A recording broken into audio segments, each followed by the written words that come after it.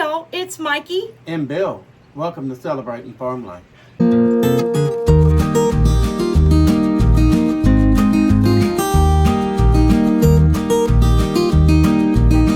So yesterday, right, we got a whole lot of new subscribers to our channel.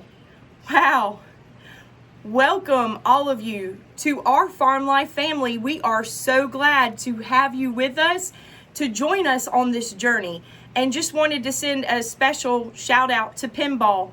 Wow, thank you so much for recommending our farm to your viewers. We are so honored. We are a family of 5 here, and we have 3 grown daughters. 2 of our daughters that we want to, I'm gonna get teary-eyed, y'all. I want to send a special shout out. 2 of them have completed college and that journey in their life. So proud of them. Very. So, y'all, when it comes to you kids, I'm sure your mamas out there know, pulls at your heartstrings. So I'm gonna try to get it together here. Okay, y'all, I think I've pulled myself together to make it through this portion of it. Y'all, your mamas out there, you know how it is when it comes to your babies growing up. You're proud of them, but it's tough whenever they're grown and out of the house and you're starting the empty nesting syndrome. So anyway, but we have 2 of our girls that have recently graduated from college, and one that is still in her studies. So Ashlyn just graduated in elementary education. Emily, our middle, she graduated in the criminal justice side of things. And our youngest, Sarah, she is studying nursing. So girls, we just want y'all to know, I'm going to start crying again. I'll let you take over. We are very proud of y'all. We are very proud. Very proud. Love y'all. Good job. So y'all are probably wondering how in the world a name like Mikey, where did that come from? My name is Michelle and this is William. So I go by Mikey. That's a nickname I've had since I was growing up from childhood. And anyway, hubby here has another nickname you want to share with our viewers? My grandfather used to call me Bug. So that was his nickname growing up. But I'm sure that y'all are probably wondering how we got started, a little background on our farm here. And he is a lot more experienced at telling you a lot of the history behind this place, because we are actually in his grandparents' place and taking care of it now. My grandmother and grandfather bought this place in around the 60s. It used to be part of Fort Jackson and the old military training grounds and stuff like that. And a long time ago, Fort Jackson sold their property off, and my grandparents bought it after he got out of the military. And he's had fruit trees and everything down here, apple trees, muscadine vines. He always had a garden, always had chickens, goats, everything down here. And he had the nickname, we used to call him Goat Man, because and he hated it after a while, but used to like it. But he had all the goats and everything down here. It used to be some pastures out here and stuff like that. We've had to, when we came in, and we had to clean up the old fencing and stuff that had rotted down. A lot of cleanup, y'all. Yeah, and even some of the barbed wire grew like 6 or 7 inches into the trees. It had been here so long. And we had to remove all that to make it safe for our new animals and livestock and stuff running around. And I'm very honored to take up his legacy, the things that he used to do here. And they've always been just old school, right. growing their own gardens, canning their own vegetables, their own preserving of fruits and stuff like that. Right. And it's important to us, y'all. We really, the way things are going on in the world right now, the cost at the grocery store, the economy, we just really want to get back to our old roots. And like I said in my previous video, I wish I would have taken the time when I was younger. My grandmother sewed her own clothes. She put stuff up, and my grandparents were very frugal. So we are trying to get accustomed to that type of lifestyle where we're not just going out and just frivolously spending money on things that we don't need. We're more conscious on, you know, what is it for? Is this something we really, really need? And if it is something and we do not have the money for it, instead of just going out and putting it on a credit card or getting a loan, we're going to sit down and budget until we come up with the money that we need to purchase, you know, those types of items. So, you know, we've worked really hard on getting out of debt and want to stay that way. So we don't, especially nowadays, do not want to be owing anybody anything to where they can come in and take it away from you. Because right now, you know, my husband is the only outside income in our family, and he works a full-time job. So I pretty much had to step up a lot here, y'all. I grew up in the city, so I'm learning as I go, and hopefully I can share with you my experiences for anyone out there that is considering this type of lifestyle, feeling a little intimidated by it because you don't have the background on how to do it. It can be done, and there is so much knowledge out there. And I've learned a lot watching a lot of you YouTubers out there, your channels. You've shared a lot of knowledge and information with me that has been very helpful to me running the farm. Yeah. But, you know, like I was saying, our only source of income coming in, so therefore if something should happen, we don't want to put ourselves in a position that, you know, oh, what do we do now if something would happen to things shutting down again or whatever. So that is our reason for this type of lifestyle. We want to be self-sufficient, sustainable, grow our own food, our own meat, be able to get milk and things like that, and utilize it to the best way we know how to, as far as preserving it and canning it, that we can put up for years to come. Yeah. So I'm sure a lot of you are probably wondering how in the world we came up with the name for our channel, right? Because how do you celebrate farm life? Farm life, excuse me, is a lot of hard work. So how do you celebrate that, right? Well, we wanted our channel and the information in our content to remain positive and to be able to share our knowledge, our support, and our encouragement to our viewers. And we were having a lot of births on our farm recently. And it seemed like we were celebrating life on the farm quite often around here. Yeah. And so that was the reason why we came up with our name. We felt that it fit perfectly with what we're doing and what was going on and is continually going on our farm. So we are celebrating farm life every day. So right now we're going to take y'all around a little bit, just a short version tour of our farm. If you are interested in seeing a little bit more, I do have a video out, tour of the farm. And I do apologize, y'all. I just started. Whenever I was doing those videos, I'm trying to get a little bit more comfortable in front of the camera and realize that I'm not just talking to the camera, I'm talking to you all that are watching me out there. So just bear with me. I'm, like I said, in every aspect of this farming and YouTubing, I am learning as I go. So we're going to take you around a little bit now and introduce you to some of our livestock and show you around a little bit. And if there's anything y'all would like to see more of on our videos or anything, shoot our email to us and we'll be glad to respond. And I have my email in our description, so please feel free to reach out, email me directly. If you want to leave a comment, please do so. And definitely share your thoughts, and you know, if you have any questions or if there's something specifically that you might be interested in that we can share with you, please let us know. We want to be able to get, you know, whatever content out to you guys that you're looking for from us. So let us know. So empty nesters usually sometimes look forward to those days, right? So you can actually go out and venture around, travel more, you know, not so tied down to taking your kids to school and running them here and there and everything else. But, you know, we chose to do this because we want a more sustainable lifestyle.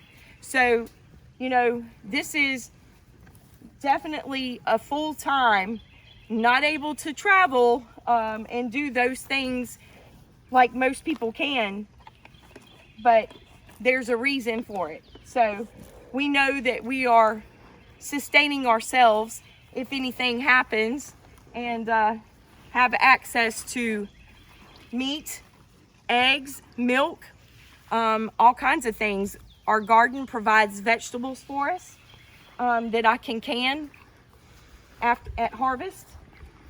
And I just want to introduce y'all to my babies. This one right here, he's first. I'm going to introduce Brownie first, because I'm sure some of you raising livestock, you know, livestock is your livestock. You know, there's a difference between your pets and livestock.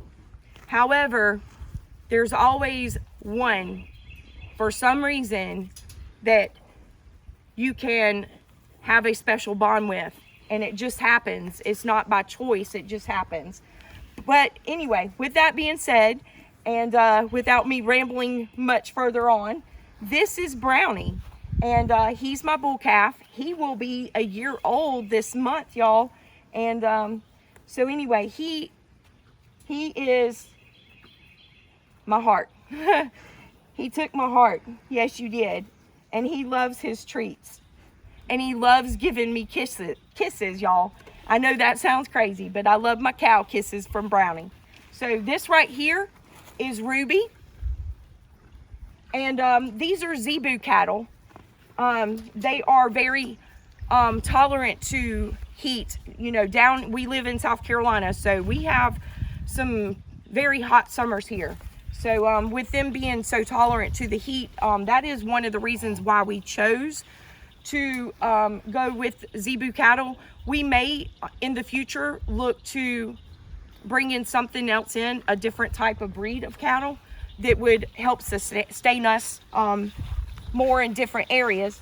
Nancy, you want a cookie? Anyway, she's busy eating the grass. So the white one is Nancy, and that is her little heifer calf. She was just born February the 13th, y'all. That is Lacey. Brownie wants another cookie. Imagine that. You're a cookie boy. So anyway, but these are our zebu cattle, and we have 4 of them now. This is Candy. Right now, y'all, we raise Nigerian dwarf goats. We are looking at working them out and bringing Nubian goats into our farm. Reason being, I want a good milk goat. So yes, you can milk a Nigerian dwarf, but Nubian goat is going to be your better milk goat, and that's why we're going to bring a new breed into our farm. Candy is known to produce twins. So she just had her 2 twin babies on March 13th, y'all, a month apart from Lacey, exactly to the date. So anyway, this is Candy and her 2 babies, and we think we have found a home for them, and they'll be going to a new farm. This is our new Nubian girl, and we are going to name her Loretta. Her name is going to be Loretta Lynn, y'all. And this is our buckling, and we're going to name him Nelson, Willie Nelson. So we got Willie Nelson and Loretta Lynn. And these are our 2 Nubians. These are the only 2 Nubians that we have on the farm right now. We will be looking to get some more does. So we can raise those and get some good milk goats, huh? Get some good milking goats.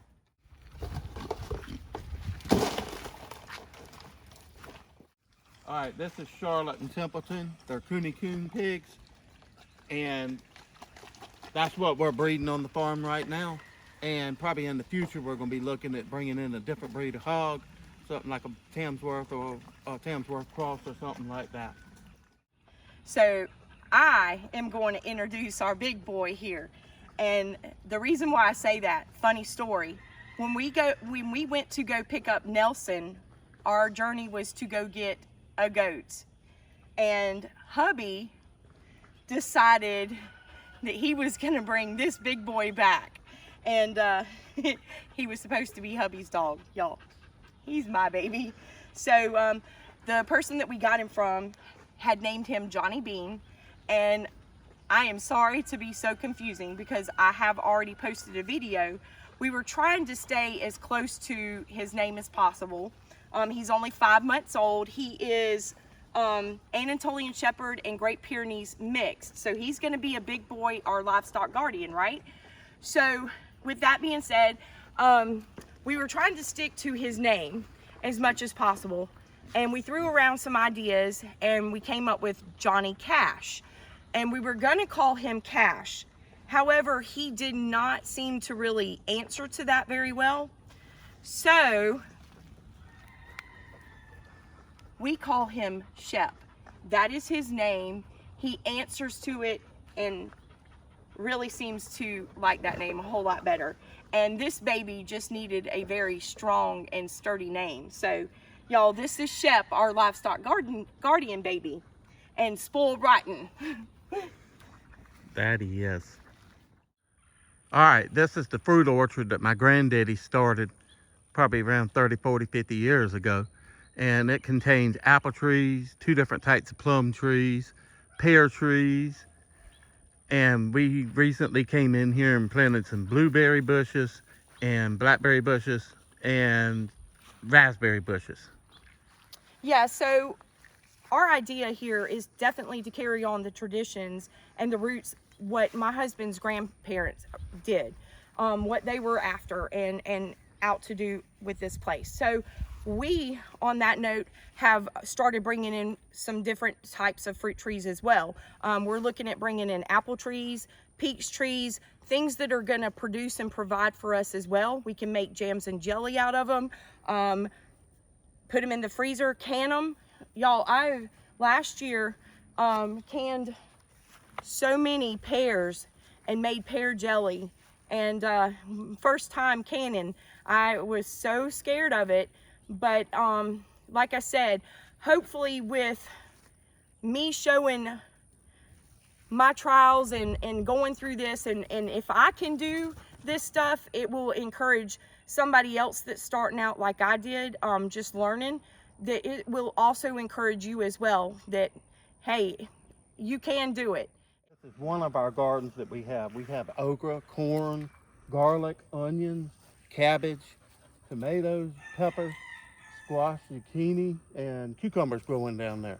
And then up here, we have a muscadine orchard that has the big old variety of the muscadines, the big ones. And they're the black ones and the golden color ones. Then we have another garden down here, that's over here, one that we just started this year. And we have a couple of fig trees planted throughout the property that we're trying to get growing real good because the deer ate them to the ground. Then we have another garden right up here with potatoes and things like that growing in there. So Y'all probably can't see it too well. It's kind of up over the hill a little bit. But our potatoes that we planted up there, they are coming up really, really, really good. So anyway, I know our garden area, y'all, looks a little rough. I was out here weeding it and it started raining on me, so I didn't get all the weeds out of it today. So I'll probably start back on it tomorrow or another day soon. Catch up on all the weeding. So as y'all can see, we are a big time dog family around here, y'all. We have 5 dogs, and we also did a video on how we acquired so many babies. But y'all, we would not trade them for nothing, and love them to death and spoil them like crazy around here. And I like them being out here as well. They when I'm here taking care of the farm, Shep and these babies, they protect their mama for sure. All right, everyone, I just wanted to show y'all, we're working on a video for y'all right now, and I just wanted to show y'all about my mess in the background here. I'm in the process of remodeling the puppy house and giving them about twice the space that they had. They had a 4x8 area, and I wanted them to have this a nice big area to lay down in and be able to sleep in during the daytime. And I'm turning it into about an 8x8 or a little bit bigger. It's gonna have a porch on it, and just wanted y'all to see that. That's just work in progress, so it's gonna be really nice when I get done with it. Just got to get all the materials together and finish it up. Okay, so I've got a couple of my canning items out here. I just wanted to show y'all. I just got into canning last year, and these are some of the items that I was able to do. I've got some muscadine jelly here. This came from the muscadines from my husband's grandparents' vines up in the orchard on the other side of the garden that we showed you. I've got some pear jelly, and those are from the pears off the pear trees here. I've also got some pears canned. I got tomatoes, corn, string beans, and some squash here.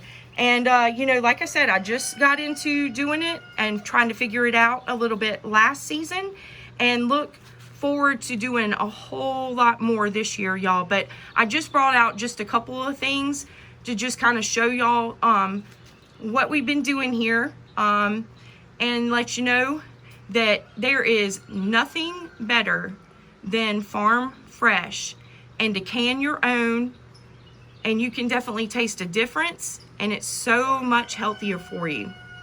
But this is definitely at harvest season, and then this is the outcome. This is what it's all for. It makes it so worth it. So y'all are probably wanting to know, how many babies do we have around here, livestock? Okay, so I'm gonna give y'all a list and rundown. We have currently 8 goats, 7 dogs, 2 pigs, 2 turkeys, and an overabundance of chickens and roosters, y'all, and also a cat that hubby rescued. So anyway, we do have a cat as well, and good for keeping the critters and things that you don't want lurking around off your farm. So anyway, y'all, again, thank y'all so much for joining us on this journey.